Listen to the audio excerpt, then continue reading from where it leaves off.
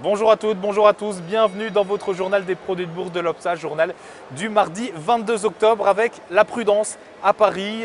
Simplement une journée, une séance après les records établis vendredi à Paris, mais aussi après les records tout court établis ici aux États-Unis et en Allemagne. Eh bien, les marchés n'ont préféré ne prendre aucun risque. Ils ont consolidé avec un CAC 40 en recul, donc de 0,21% à 4276 points. Alors cette consolidation était d'autant plus logique que le reste de la semaine s'annonce extrêmement dense en termes d'actualité économique, avec aux États-Unis les données bloquées lors du shutdown qui vont enfin être publiées par Washington.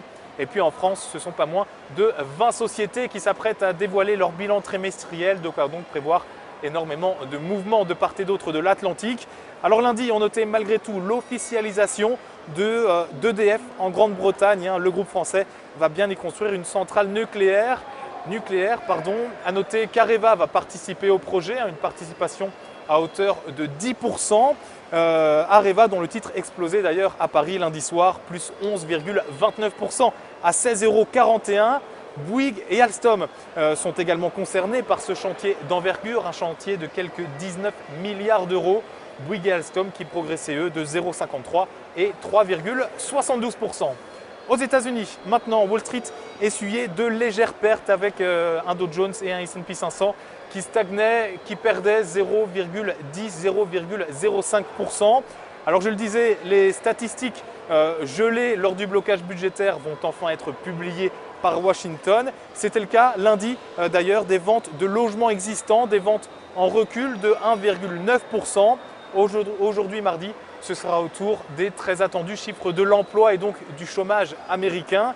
Du côté des sociétés, ce début de semaine, voyez plusieurs compagnies américaines publier leur bilan trimestriel avec notamment McDonald's, le géant américain de la restauration rapide qui a déçu les investisseurs. Alors les profits de McDonald's sont en hausse, c'est vrai, une hausse de 5% à 1,52 milliard de dollars. Mais cette progression est moins prononcée que ce qui était attendu. Résultat, le titre de McDo reculait en fin de séance de près d'1%.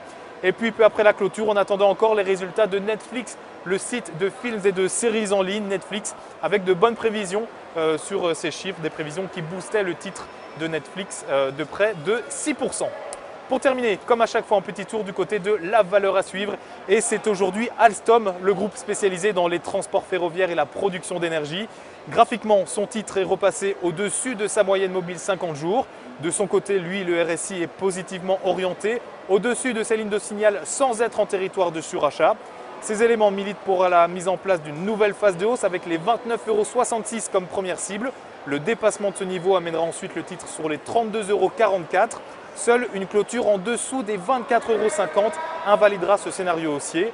La stratégie qui vous est donc proposée pour jouer cette valeur est l'achat du Warrant Call Alstom à B952T d'Unicredit. Son prix d'exercice 28 €, sa date d'échéance le 7 mars 2014. Voilà, c'est la fin de ce JT des produits de bourse. Merci beaucoup et à demain.